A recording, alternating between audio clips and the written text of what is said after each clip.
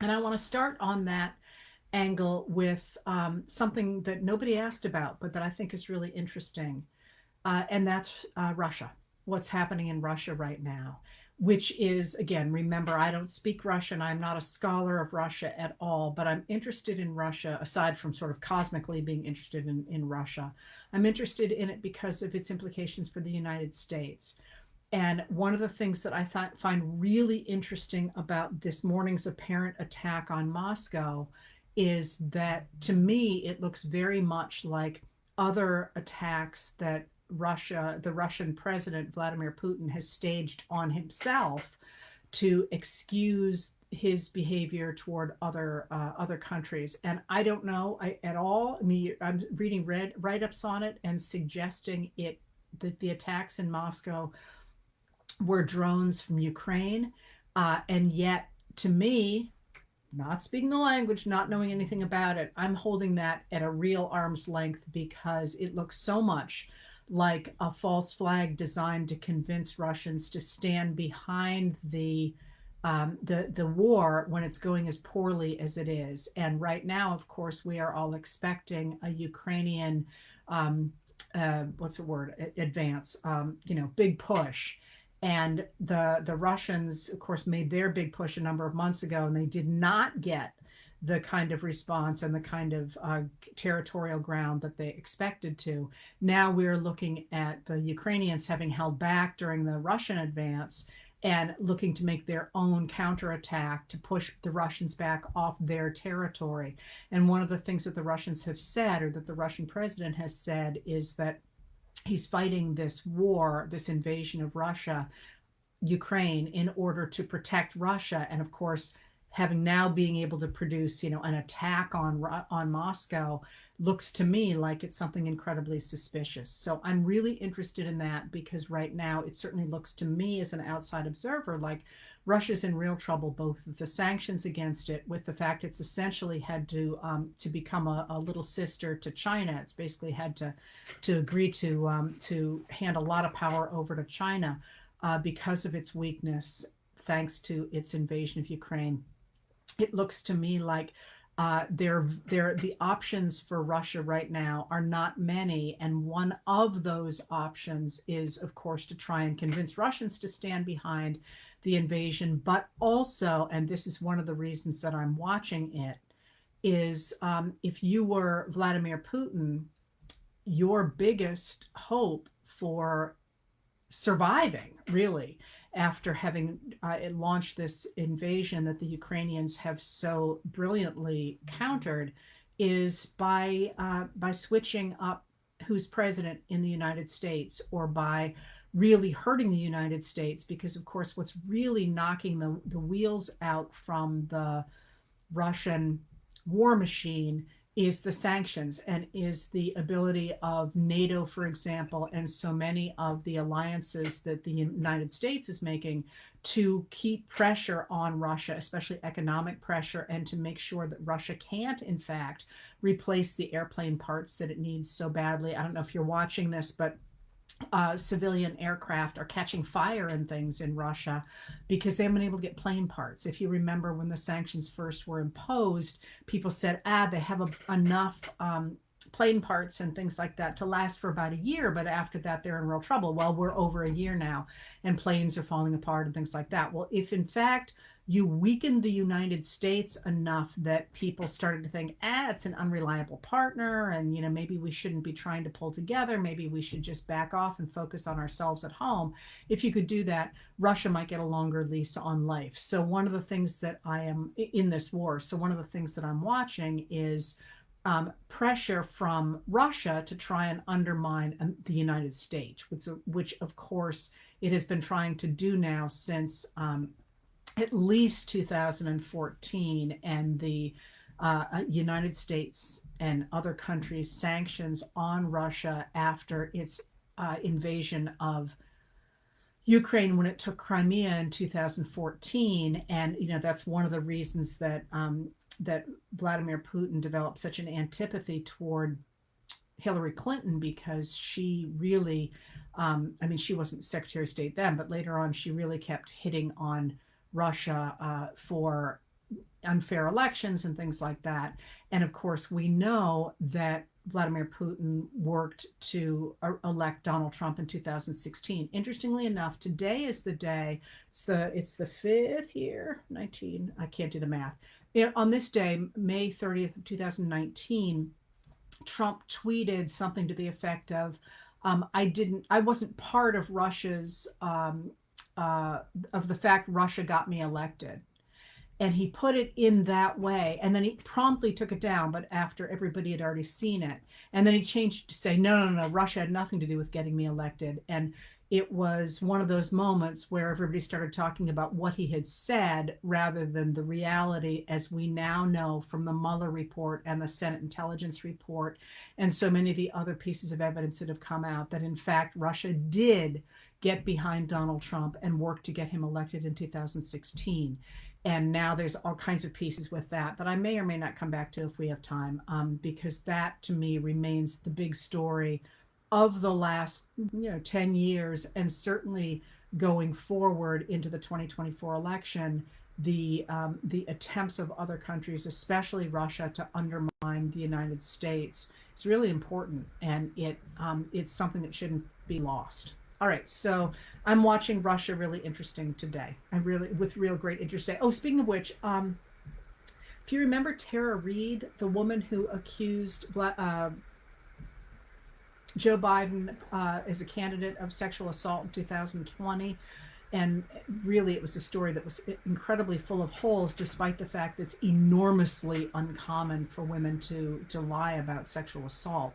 She looked pretty clearly to be a plant. Well, she has, as of today, so they're calling it defected, although I don't see how you defect from a country when you're allowed to leave it. So she allegedly has, not allegedly, she has fled to Russia, insisting that she is not safe in the United States. And she appeared on Russian TV today with Marina Butina, who was the woman who ingratiated herself with the National Rifle Association and a number of Republican Congress critters. And then it turned out she was a Russian spy. So they appeared on television today in Russia with Tara Reid saying that she had to flee to Russia because she didn't feel safe in the United States, which is kind of cool. Hey, Homer, Alaska. I spent the night on the beach in Homer, Alaska many years ago. You live in a very beautiful part of the state.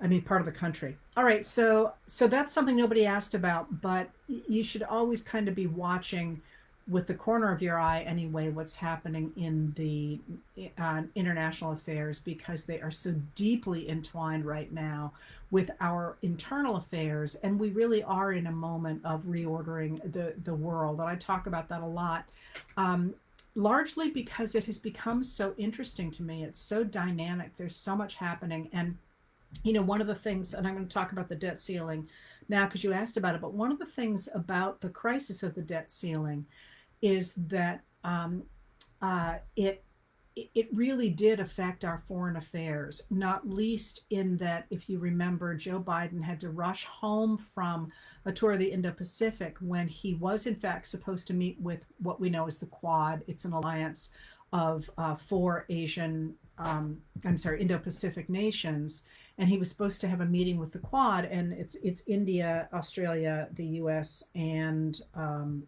sorry, I'm tired, I'm forgetting the fourth one.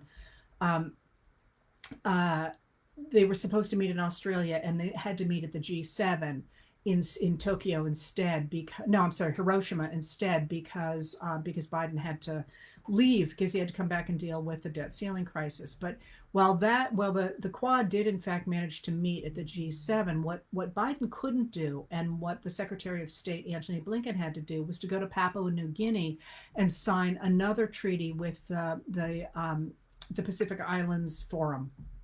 And that's another really important forum for the Indo-Pacific. And it's a really incredibly interesting one. I talked about it last week, I think. And having the president there to sign that really mattered, and he couldn't go because he had to come back and deal with the Republicans and the debt ceiling crisis. So that foreign stuff and the way it matters to the United States and vice versa really is a really big deal. All right, and if you don't, I'm sorry, this is really, I guess, a rabbit hole, but I really didn't know much at all about the Indo-Pacific because I'm an Americanist, and I didn't really know a lot about the Indo-Pacific until the last couple of years. It's just fascinating. The history of that region is I mean, I have a life, so that's already spoken for, so I can't really drop everything and learn, for example, in great depth about the Pacific Islands Forum. But it's just fascinating, the history of that region of the country. So if anybody's looking for something to do, that seems to me to be a good way to spend some time. All right, but what everybody is asking about, oh, I'm sorry, the hamster wheel is me. It's not a hamster wheel. It's me playing with my pen because I can't sit still, in case you hadn't noticed. I will try not to do that. Now I'm looking for something else to play with that's quiet. Maybe this pen won't squeak. All right. Um, yeah, this pen doesn't squeak. We're good. Okay, the debt ceiling. So what's going on with the debt ceiling? Now, let me stop for just a minute and reiterate that Biden said he would not negotiate over the debt ceiling, that had to be clean. And that is a little bit of, how to put this, hair splitting in a sense, but it's an important hair splitting because, once again, there's a difference between the debt ceiling and the budget. The debt ceiling is that stupid law from World War I in which the Congress said to the Treasury, listen, we don't want to screw around any longer with deciding what our debt should look like, as in what should the bonds look like, what should interest look like, and all that. That's the way that Congress had always raised money in the past. But during World War I, they needed so much money so fast, Congress was not finding time to do anything other than argue about what should the bonds look like, how should we raise this money, and all that sort of thing.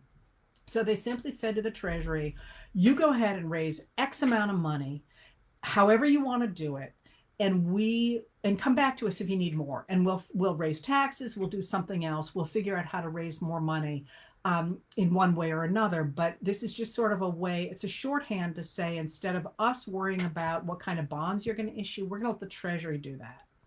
So that's what the debt ceiling is, and that's why we have it. All it is this artificial limit that says that we'll go ahead and we'll raise X amount of money, and if we need more money than that, you'll come back to us and we'll figure out how to do it. And I do want to emphasize yet again that traditionally, the way that the United States has always focused on raising money since the arrival of the really big deficit spending during the Civil War is through raising revenue. So this fact that since 1980 we have largely, not always, but largely refused to raise taxes, it just is kind of crazy, because it means that when people talk about balancing the budget and they only talk about cuts at the same time that we have significantly raised, for example, our defense spending and fought two wars, Afghanistan and Iraq, without raising taxes, means that essentially we have devastated our domestic spending, which is 40% lower by gross domestic product than it was 40 years ago, which is a huge set of cuts. So every time you hear, oh, we got to cut more, we have cut 40% already, because we don't take in, because we've only cut taxes in large measure. There have been tax raises as well. But since 1981, we had major tax cuts in 81, 86, under George W. Bush, even though he was fighting these two unfunded wars. And then, of course, the 2017 tax cuts under Trump have all just taken this huge bite out of our revenue. So the idea that we try and balance the budget only through cuts it just kind of makes my head explode. I think you've heard me talk about the fact I actually quite like revenue law. I mean, that's not to say I like paying my taxes, although I don't really mind it. I like roads, and I like, addiction program. My house was broken into many years ago by a kid who had an addiction issue. And I was like, I would happily fund programs so that I don't have to worry about somebody breaking into my house because he's looking for money for drugs. Anyway, that's me preaching, but because I don't really mind paying taxes for things like that. But anyway, um, I do like revenue law because and the way we think about revenue and the way we talk about revenue, and lots of people sort of sit there and say, oh, taxes, it's boring because it's about money or it's about numbers. It's interesting to me because in the big picture, revenue laws are about what we as a society think we should do and who should pay for it. And I don't think there's anything more fundamental to a society. What should we do for each other? Should we, make sure that water is free? That was actually a thing in colonial America and the early republic. They had to decide if people were going to pay for water or if we were going to have free water. Lots of countries you have to pay for water. The United States had decided what it was going to do, and they obviously came down on the idea that we should have municipal water. That's a big decision, and you could go through a whole bunch of different things. Once you've decided that we should have that free water, for example, who should pay for that? How do you pay for that? Does everybody kick in a little bit? Do rich people do it? Do the people who put the pipes down do it? How does that come out? I find those questions absolutely fascinating and absolutely fundamental to what we do. So weirdly, for somebody who is as innumerate as I am, I love revenue law. And so anyway, all that to say, when we talk about the debt ceiling, it bothers me that so many people are willing to talk about the way we raise that debt ceiling without talking about revenue, about increasing revenue. And they only are willing to talk about taxes because that to me is only half the equation. And it's the half of the equation, by the way, that Congress turned to last when they used to try and figure out how to pay things, not first. All right. So if there are two things, there's the debt ceiling, which is this old fashioned law that says, hey, we're only going to raise it this much, and then we're going to, that's how much the Treasury can issue bonds for example, and then come back to us and we'll figure out how to raise it again, or have more revenue, or cut spending, or whatever we think we're going to do. That's different than the budget, which is every year the government has to decide how much money to spend. And they're just different things. So when Biden said to the House Speaker McCarthy, Kevin McCarthy, who's a Republican from Bakersfield, California, that he would not negotiate over the debt ceiling, that was really important. And it's still really important because the United States debt, according to the 14th Amendment of the Constitution, is inviolable. It cannot be challenged. And that's really, really important. And we got there. You've heard me talk about this a million times, so I won't go into great detail about that. But that really is inviolable. And that's going to matter in what I'm going to tell you in just a minute. And the fun thing for me is that I actually am probably the country's expert on that particular line in the 14th Amendment because I care so much about revenue. So this is one thing that, like, historians always feel like maybe their feet aren't always under them when they talk about certain things. My feet are under me when I talk about that. So bear with me for a second on that. So the Republicans said they would not raise the debt ceiling unless they got all kinds of cuts to the budget, which is something different. And the problem with that was twofold. First of all, what they were trying to do was say they were going to crash the United States economy and the world economy unless they got what they wanted. And the problem with that is that first of all, a lot of our debt came from legislation that passed under Trump by the Republicans, especially those tax cuts, which added, I think it's $2.3 trillion to our national debt. I might be wrong about that. It's in the trillions. So that was a problem, but it's also a problem that the reason the United States government owes this money is because Congress, that body, passed it. That's how it's supposed to work. And the Republicans knew they couldn't get rid of it by doing what they're supposed to do, by passing legislation. So instead, they were simply holding a gun to the United States government's head. And that was established in 1879 to be, revolution, basically. And that's not the way that Biden talked about it, but it's absolutely the way they talked about it when former Confederates tried to do that in 1879. So what they tried to do was say, we're not going to let you have the money you need to to pay Social Security and to pay all the things that the government owes unless you do exactly what we want. And Biden said, no, we're not going to negotiate over that. But I'm happy to negotiate with you over the budget. That's what happens.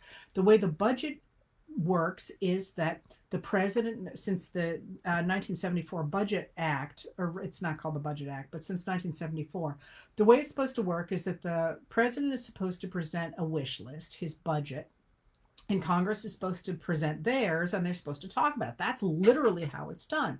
So on March 9th of this year, which was late, by the way, the president is supposed to deliver his budget. I think it's by the end of February. Biden produced a really detailed budget, the whole shebang, really long budget that had, everything in it. And it was a total wish list of everything he could possibly want. The problem was McCarthy couldn't respond to it because the Freedom Caucus, about 20 to 30 members of the House of Representatives, don't want to have taxes, don't want to have the government do anything. They're trying to get rid of all that. So they were not willing to put forward a budget that had anything other than really huge cuts that defunded all kinds of stuff. And the problem with that for them was that other Republicans recognized that they couldn't go in front of their constituents and have agreed to that. So they didn't want all those draconian cuts. They wanted, fewer cuts, but they also knew they needed to have the votes of the Freedom Caucus and of that far right base, which wants to get rid of taxes altogether and wants to get rid of the federal government. So they were actually not able to come up with a budget. So finally, on August 26th, they passed a bill through Congress, through the House of Representatives, that had a promise of across-the-board cuts that would roll expenses back to those of last year, 2022. But that would actually have really a huge effect on domestic spending because in 2023, the defense budget went up a lot, in part because of the war in Ukraine, in part because the Biden administration is modernizing the military to focus on cybersecurity, modernizing the Navy, and trying to get its ducks in a row in case there is a war in the future in the Indo-Pacific. So they said, we're not going to cut defense spending. And then if you remember during the State of the Union, Biden backed him into a corner. So they said, okay, and we're not going to cut Medicare and we're not going to cut Social Security, although in the past, a bunch of leaders had said they were going to do that. And then he backed him into a corner and they said, okay, we're not going to cut anything to do with veterans either. That meant in order to get back to those 2022 numbers, they were going to have to make cuts of up to 60% in the rest of domestic spending, which would have zeroed out a number of things. So and of course, every time Biden would come at them and say, oh, you're going to make a 22% cut to the Veterans Administration, for example, they were like, no, we didn't say that. We didn't say where the cuts were going to be. The problem, as I keep saying repeatedly, is the math was not there. It was not mathematically possible to do what McCarthy said he could do by not cutting defense spending, not cutting the VA, not cutting Social Security, and not cutting Medicare. It just wasn't possible to do it. So he got not everybody, but he got most of the Republicans to sign on to that April 26th bill by saying, this is never going to become law. It's an extreme thing where we're going to get the Freedom Caucus on board with it. It's never going to become law. But what it's going to do is it's going to give me some bargaining power with Biden. So the Republicans got behind it. This is the April 26th bill, with a number of them with the understanding it would never become law. And one of the things going forward now is a lot of them are on record for having voted for these draconian cuts, which is going to hurt them in 2024. So when McCarthy came out and said, oh, Biden hasn't negotiated for 98 days, that was complete, if you will excuse me, bullshit.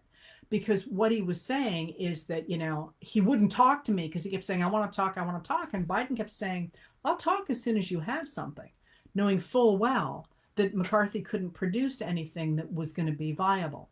All right, so where are we now? So what happens is after McCarthy comes out with that bill that passes the House, then negotiators from McCarthy and negotiators from Biden start to talk about the budget, not the debt ceiling, but the budget. and McCarthy says, I'm not going to deal with the debt ceiling until you agree with me about the budget. And they're getting mixed together, but they really are separate things. So although it's reasonable to see them as being mixed in the sense that McCarthy said, until we figure this out, I won't deal with the debt ceiling. Anyway, finally on Saturday night, they came forward with a plan in principle, and then they threw down the numbers. And I have not actually looked at the numbers today, although just before I came on, there was a press conference at the with the director of management and budget, who talked through a lot of the numbers, and I didn't really have time to digest them before I came on here. Anyway, the ultimate principled stand, or the stand that has come, or the numbers that have come out of that negotiation, are really astonishingly, first of all, they look very much like they would have looked at it in a normal budget negotiation, but second of all, they really are. Biden asked for the sun, the moon, and the stars, and what the ultimate decision has been. It certainly looks like it doesn't cut any of the Democratic priorities. It certainly gives them a bit of a haircut, but nothing like anybody expected. None of the draconian cuts that the far right wanted. The debt ceiling has been pushed off to the spring of 2025, which the Republicans were furious about because they wanted to make it an issue in 2024. And there are limits to the increases of the debt going forward. I think it's 1% next year, which is a big deal in the scheme of the fact that we've got inflation going on. But at the same time, there have been such huge increases in the last 2 years. It's not entirely clear that's as big a deal as it's certainly not a rollback to 2022. So a lot of interesting things going on with that. First of all, Biden didn't go out in front, didn't scream in front of the cameras, didn't do anything. He was negotiating behind the scenes, and his people were negotiating behind the scenes. And the ultimate piece looks normal. It's nothing like the right wing wanted. But while McCarthy was out screaming in front of the cameras all the time, and Biden gave a really interesting speech last night before he was reacting to reporters before he got on Marine One. And he was like, this is why I don't talk in front of the cameras. You guys all want me to go out there and beat the drum, but this is why I'm a negotiator and you're not. I put it more strongly than he did, but he clearly was sort of saying, this is how negotiations are supposed to work, and I feel pretty good about this one. The question now is whether it's going to pass through the House, and the Senate probably will. Well, I didn't see Jennifer Rubin's piece. I'll have to look for that. The Senate Democrats almost certainly will pass it. The question is whether the House Republicans will. And certainly the far right is furious. Chip Roy is on the House Rules Committee, which decides what can go to the floor, is screaming and saying, McCarthy promised us that he would not, that anything had to get the approval of all the Republicans on the committee in order to get out of committee. And McCarthy's like, no, we didn't. So McCarthy did, in fact, stack the Rules Committee on the House in favor of the far right. There are 9 Republicans on that committee and only 4 Democrats, which seems crazy, imbalanced to me. But it certainly looks as if 2 of the far right House Republicans will vote against bringing a bill to the floor, but the rest will vote in favor of it, which means that it should go to the floor. So it's an interesting moment. We'll see. They could theoretically scuttle it, but the reason I made such a big deal about the 14th Amendment, and this is something that I've been watching really closely, is that Biden, for all that he has said, it'll take too long to use the 14th or this, he never said he wouldn't simply say we have to protect the debt. And I actually think he would have. I've said this to you before. He took an oath to uphold the Constitution, and the Constitution says you cannot question the United States debt. And so I think one of the reasons he ended up getting such a seemingly positive outcome is that he simply said, to McCarthy, if you don't do this, I will.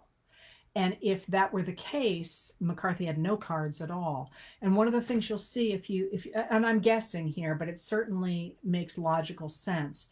If you go and you don't have to, obviously, I do these things so you don't have to, but if you go and look at the language that Karine Jean-Pierre, the White House press secretary, has used on this issue since the very beginning, and she did it again tonight, right before I came on, is she said Congress must do its constitutional duty. Congress, and it keeps saying Congress has to do this, Congress has to do this, Congress has to do this. Well, the next line, in my head anyway, after Congress has to do this is, and what if Congress doesn't? Does the president say, oopsie poopsie, we're going belly up? No, the president steps in and says, okay, I'm going to do it then.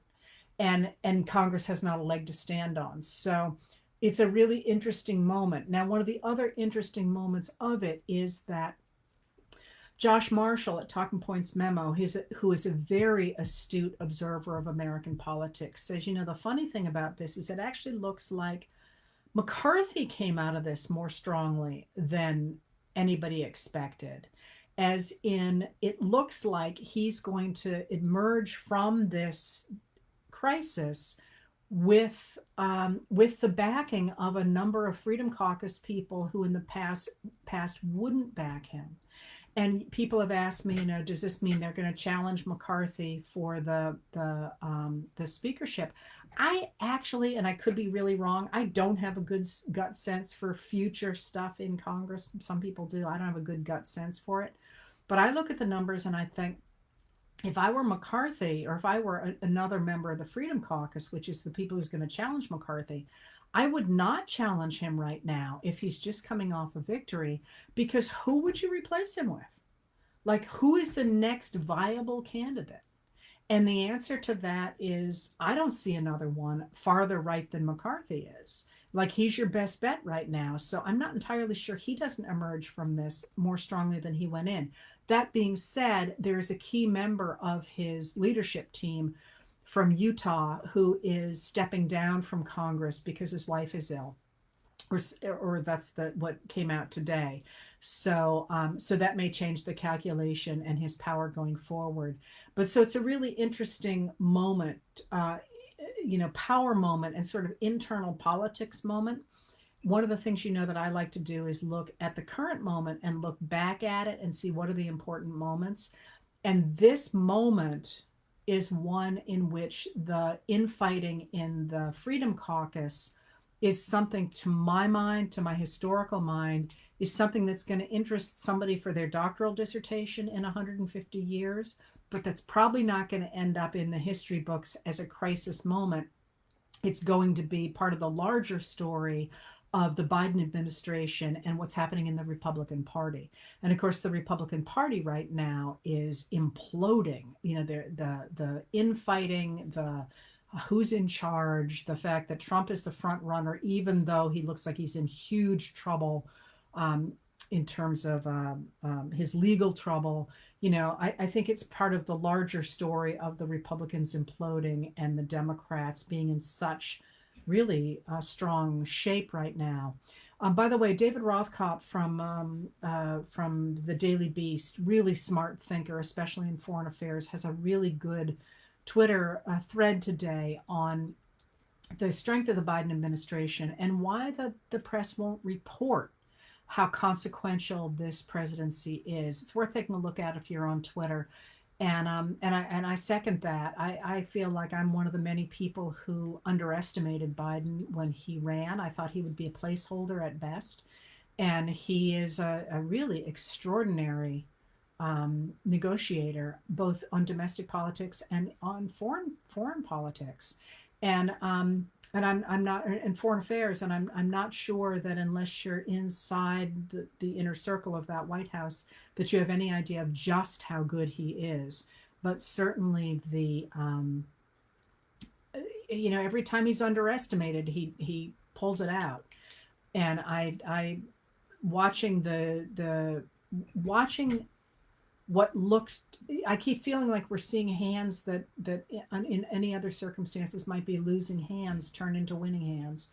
And the alchemy of that is absolutely fascinating, not only, as I say, domestically, but also um, in foreign affairs, which are so incredibly important and interesting right now. Now, one of the other things you did not ask me about was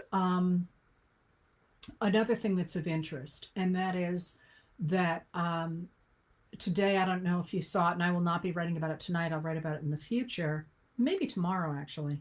Uh, um, Former President Donald Trump came out and said that one of the first things he would do as president is to overturn birthright citizenship, to get rid of birthright citizenship. Now, what that means is that under the 14th Amendment, the 14th Amendment is my favorite amendment. It's a really important amendment. I consider it really the second founding of the United States. That's not original to me. Lots of people talk about the second founding during the Civil War years and the Reconstruction years. But the 14th Amendment, which is written in 1866 and is passed passed by Congress and sent off to the states for ratification and ratified in 1868, does a number of things. But one of the things that it protects the dead, among other things. But one of the things that it does is that it overturns the Dred Scott decision of 1857. And the Dred Scott decision is the one, if you remember, passed by the Taney Court. It's spelled Roger Taney, Taney, but it's pronounced Taney. I have no idea why, but it is. And it's known as the Taney Court.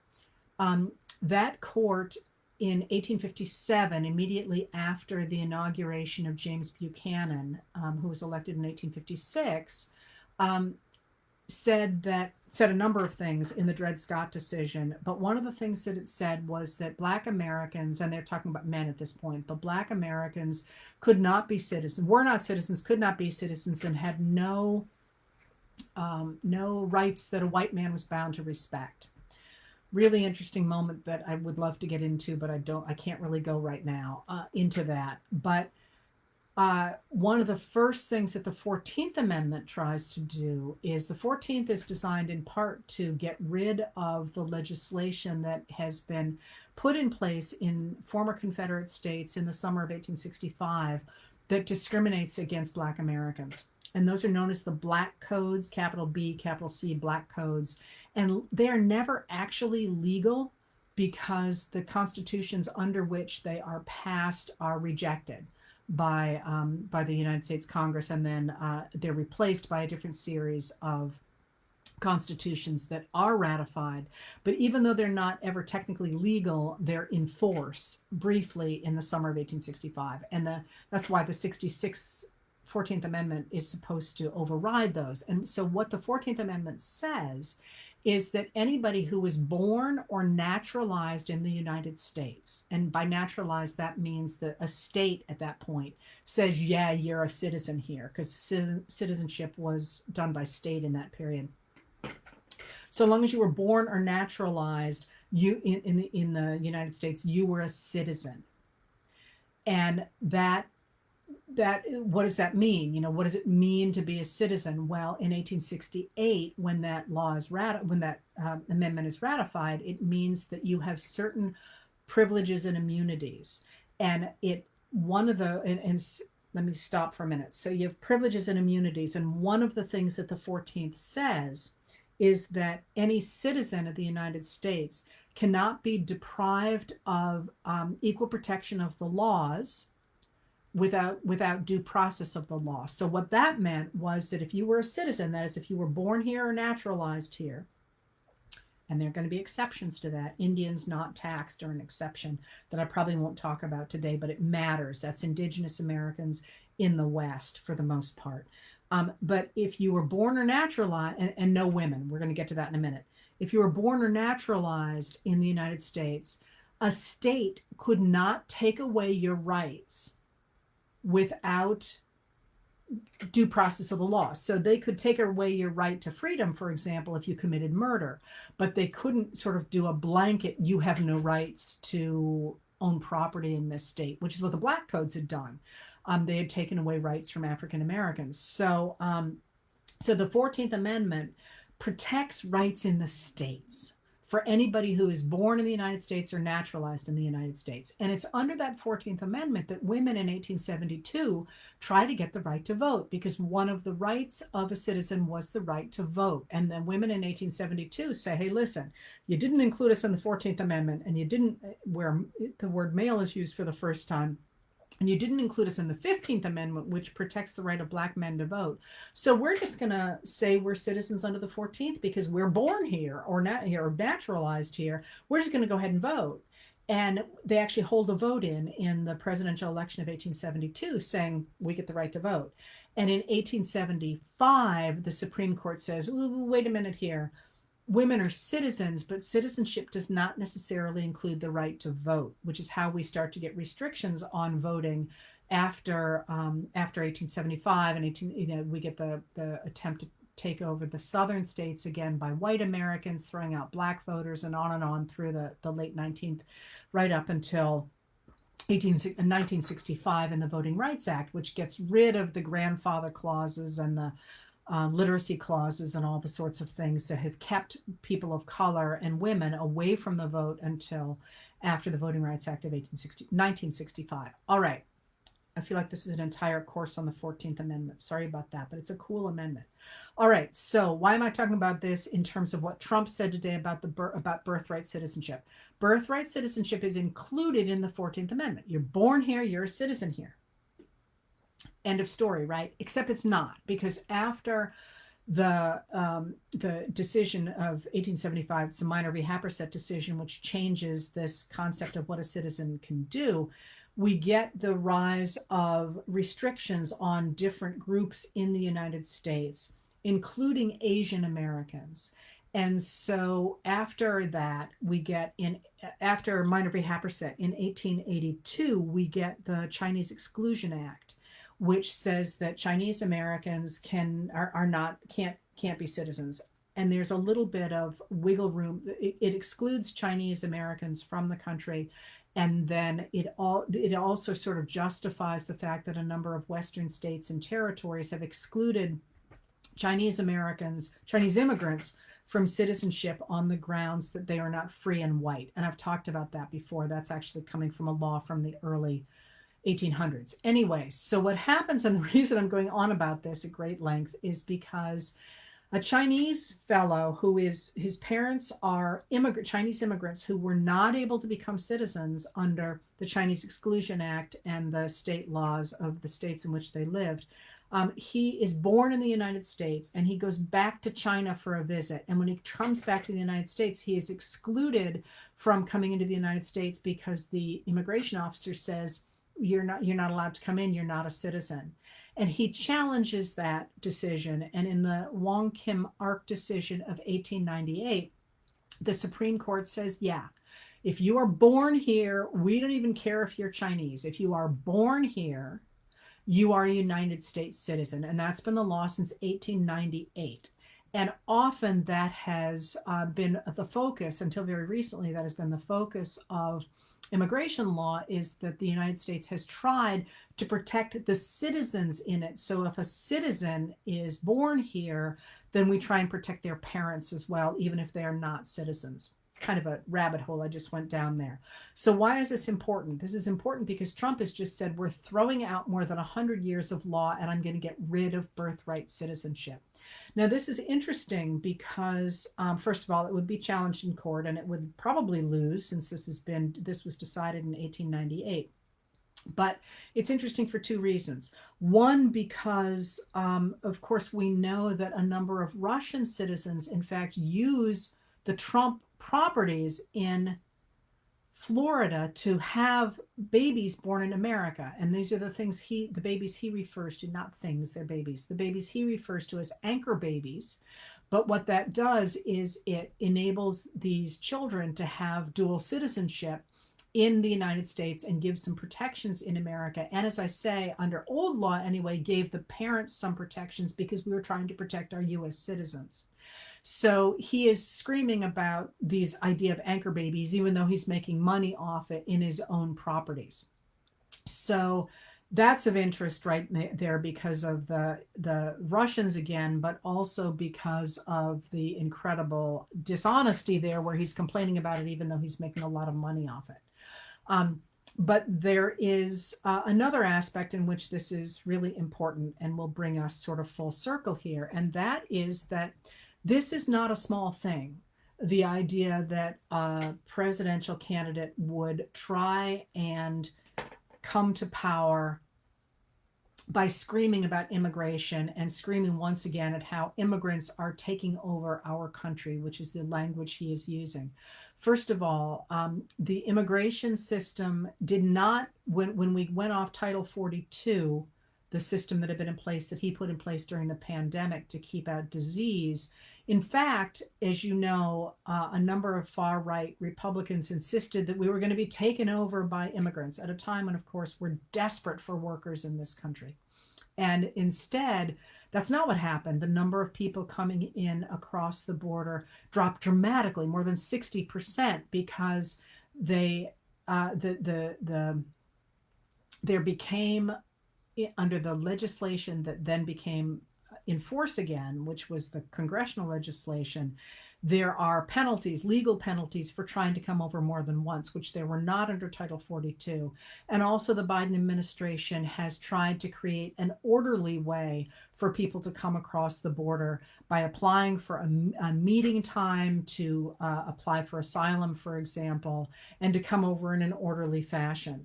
And so if you remember, the radical right kept insisting there was going to be this crisis, and the opposite has happened. Nonetheless, Marjorie Taylor Greene introduced articles of impeachment against Biden for his management of the border and immigration the day after that law ceased to be in force, or that article ceased to be in force. And because that issue of immigration is one that has always been a central issue for authoritarians and for fascists. And so, for example, this is the idea that the country is being taken over by others, is what enabled Viktor Orban, for example, to take power for the second time in Hungary, when there was a real influx of refugees into Hungary in the middle of a war. He got people to gather behind him because of this idea of these others coming in. And they use all kinds, and historically, it's not just Orban, people who are trying to create a fear of others use the idea of others coming in to create a group that is willing to turn on enemies. And in order to do that, they use words that create the sense that immigrants, others, are vermin. That's what, they use words, and I don't want to repeat them, but there are a lot of really wonderful articles about that, if anybody is interested, especially in the way that people in the United States, for example, talked about Asian people during World War II, and the language that they used, or natural disasters. So you hear words like flooding. They really use that rhetoric. So for Trump to have come out now and started to say he would get rid of birthright citizenship is an escalation of that language, anti-immigrant language, that the Republicans have really been using now since the midterm elections, in which John Boehner refused to pass a bipartisan immigration law. I mean, there for a long time was a bipartisan understanding that we had a real disconnect in America. And I've written about this before, but what happened was the Congress passed a law that was designed, it was bipartisan, it was designed to modernize our immigration system. But there was a huge disconnect between the number of people that we let in freely and the number of workers we needed. So what that did is it created an illegal market. And it was really, this is how we got the Dreamers, because their parents came over and then didn't turn around, didn't want to leave again, because then all of a sudden they were illegal. So they, instead of being people who went freely across the border, they kind of got stuck. and there was a bipartisan understanding. If you think about even George W. Bush, but George H.W. Bush and Reagan were all like, we got to fix this. That has become, as the Republican Party has become more authoritarian, that has become a real way for them to garner power and to convince people that they need to band together in a white nationalist movement to stand against these dangerous people, as they're characterizing it, coming in. So for Trump to insist that he's going to get rid of birthright citizenship is a huge red flag, because he's not just going after the idea of undocumented immigrants coming over, although, as you know, he's always blurred the lines between undocumented immigrants from the southern border and terrorists from other countries, even though he prioritized the countries that he called terrorist countries to not to be the ones where terrorists actually came from. For example, he never turned against the Saudis, which is where most of the 9/11 terrorists came from. He's always blurred those lines and sort of created these others who are drug dealers, criminals, even though, again, historically and statistically, immigrants commit violent crimes at a dramatically lower rate than native-born Americans. I mean, anyway, all that to say that even though he's always had this kind of "I don't like immigrants" thing, please join me, I'm a nice white guy. Um, this is a dramatic escalation of that rejection of the concept of birthright citizenship. And that's something really to keep your eye on for that. All right. So those were most of the questions. I wanted to go in a little bit of a different direction um, to close here. Actually, I wanted to say a little bit too about child labor. But I won't. I'll save that for a letter. So I wanted to go in a little bit of a different direction here going forward, because something jumped out at me. As you know, if you read me, last night I wrote about a document from the 1945 in which the U.S. Army talked about fascism, what fascism was. And people seemed to think that I had done something brilliant when I wrote that letter. And I want to be really clear to you that that letter came to me from a reader, not the letter, the document came to me from a reader. I did not know about that document from 1945. A woman, and I'm incredibly sad to say I do not remember who it was, and I couldn't find her today. Maybe she's listening, and if so, please stand up and take a bow. Somebody sent that to me, and I could digest it and send it to other people because that's what I do. But I really wanted to emphasize here that so often I hear people talk about, what can I do? I there's only one of me and I'm scared and I don't have a voice and all those sorts of things. We're a community here and there are millions of us. So, again, please send me stuff if you think I should see it. But what I guess I'm really, not even a guess, what I'm really saying is that we're powerful and we have a voice. So I often see people saying, what can I do? And people who should read this won't. Well, you now have that information. Speak about it. Write to newspapers. Say you want to hear what Biden is doing right. Say you want to know more about the Indo-Pacific. Say you don't want us to default on our debt. Speak up. And I can amplify your voices when you send me things like that document or some of the other things people have sent to me. I've got another phenomenal letter somebody sent me today that, if I can get permission, I will someday share with people. We're on this together. So have faith that we can turn the tide of how we think about this country and what our government does. We're not helpless. And we have now, between now and November of 2024, a lot of space to make a lot of noise, non-violently, but to change the way that people think about this country. So share what I write. It is free. It's always free. Talk about what you care about. Make friends. Take up oxygen, like I say. Because at the end of the day, somebody like Kevin McCarthy cuts a deal because he's getting so much pressure to do that. And as I say, you are never going to change certain minds, but you are going to change the minds of new voices and new people coming in who want to get elected. So I guess going forward into this summer, which is going to be there's going to be a lot going on this summer, and it's going to be really discouraging a lot of the time. And there are going to be really scary things happening. Um, don't ever forget that this is a democracy, and that we get to decide how it comes out. And even things like, sometimes I worry that you think that I'm something special and doing something special, and I'm really not. I'm bringing to the table my particular skills, which are quite limited, to be honest. Um, and I can use those skills to amplify what you say. And you can use your skills to amplify what I say.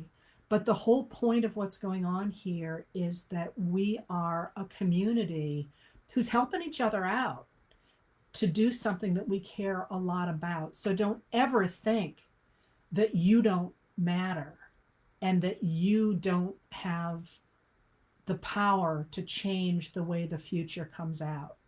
Because no matter how it comes out, going forward, we're making a difference in the way people think, in the way they act, and what's important to me at the end of the day, how we are remembered and how this country is remembered.